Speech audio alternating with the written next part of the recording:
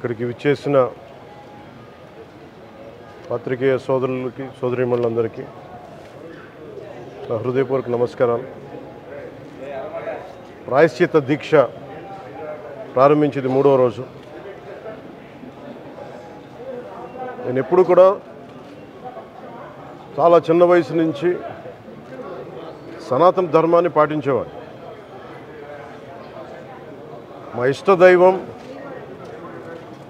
ఆంజనేయ స్వామికి ఎప్పుడు రామభక్తులం. మేము ఎప్పుడు భక్తి, ఆధ్యాత్మికత ఇవన్నీ కూడా ఇంట్లో ఇది మా స్వవిషయం అని చెప్పి ఎప్పుడు దీన్ని లోపలే పెట్టుకుంటాం తప్ప, లేదంటే అవసరమైన సమయాల్లో, పూజా సమయాల్లో, పండగల సమయాల్లో చెప్పుకుంటాం తప్ప దీనిని ఈ రకంగా చెప్పుకునే పరిస్థితిని ఎప్పుడు మేము అలవాట్లేదు. ఈ సగటు హిందువులో ఉన్న విధానం ఇది.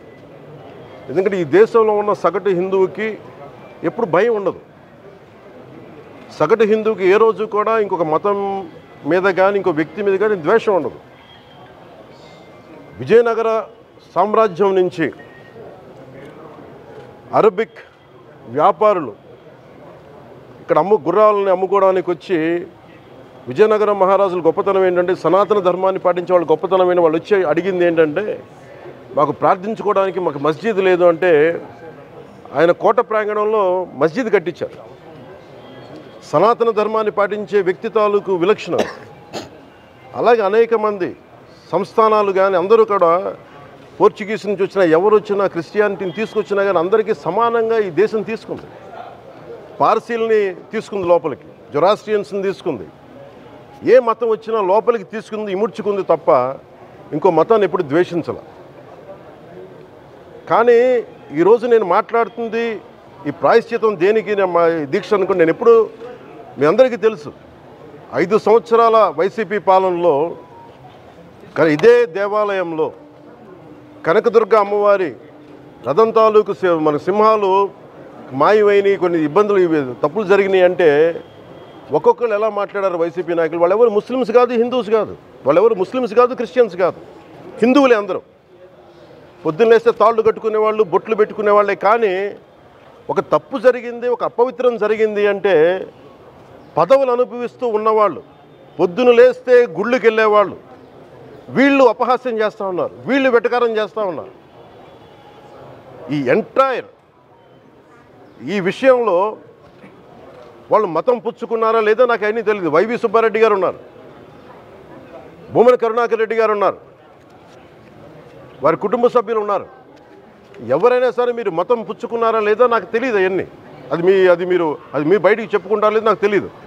నేను అది కూడా మాట్లాడట్లా. కానీ మీరు బాధ్యత తీసుకున్నారు. మీరు హైందవ ధర్మాన్ని కాపాడుతానని మీరు బాధ్యత తీసుకున్నప్పుడు కాపాడాల్సిన అవసరం మీ మీద ఉంది. బోర్డుని మీరు స్థాపించారు, మేము స్థాపించాల. తప్పులు జరిగినాయి. తప్పులు జరిగితే వైఎస్ జగన్ గారు ఏం చెప్పాలి? ఒకవేళ నాకు తెలియకుండా మేము ఆయన బ్లేమ్ చేయట్లా. కానీ మీ ఆధ్వర్యంలో జరిగింది, మీరు కాన్స్టిట్యూట్ చేసిన బోర్డు వల్ల జరిగిన తప్పిదాలు ఇవి, మేము ఇవి కనుగొన్నాం. ల్యాబ్ టెస్టులు ఇవన్నీ మేము ఆటలాడతామా? ఇవన్నీ వీటితోటి సెంటిమెంట్స్ తోటి మాకు బాధ్యత లేదా? నేను నిజంగా కనుక చాలా బలమైన సనాతన ధర్మాన్ని పాటించేవాడిని. చిన్నప్పటి నుంచి, పొద్దున్న లేచినప్పటి నుంచి రాత్రి పడుకునేదాకా మా ఇంట్లో రామనామం ఉండేది, రామ జపం ఉండేది మా ఇంట్లో. అలాంటి రామభక్తులం మేము. కానీ రామతీర్థం విగ్రహాన్ని, రాముడి విగ్రహాన్ని శిరచ్ఛేదం జరిగినప్పుడు ఒక సగటు సనాతనవాదిగా, సగటు హిందువుగా, సగటు రామభక్తుడిగా బయటకు వచ్చి చాలా గొడవలు చేయగల సత్తా ఉన్నవాడిని గుర్తుపెట్టుకోండి.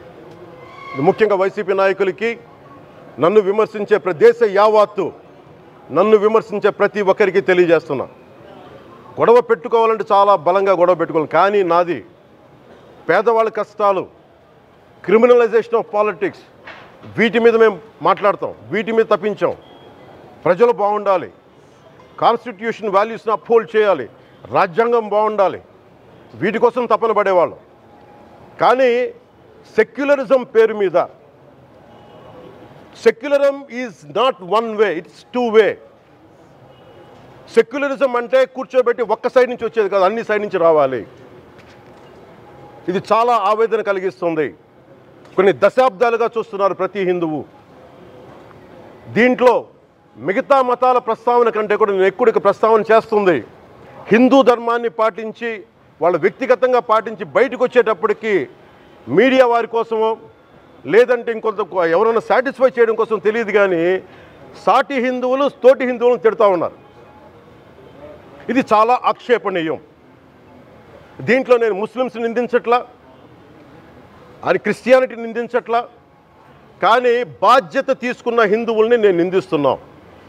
బాధ్యత మీది.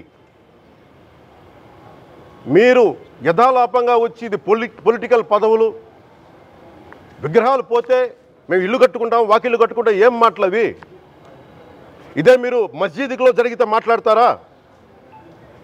మస్జిద్లో ఇలాంటి అపవిత్రం ఒక చిన్నపాటి చోరీ జరిగితే ఇలాగే మాట్లాడతాం. ఎందుకంటే మీరు మాట్లాడరు, ఓట్లు కదా అక్కడ. కానీ హిందువులు మాట్లాడితే హిందువులు అందరికీ ఎవరు పట్టించుకోరు. ఇక్కడ మా వేదన ఉండదా? మౌనంగా ఉన్నామంటే బాధ లేదనా? కోపం రాదనా?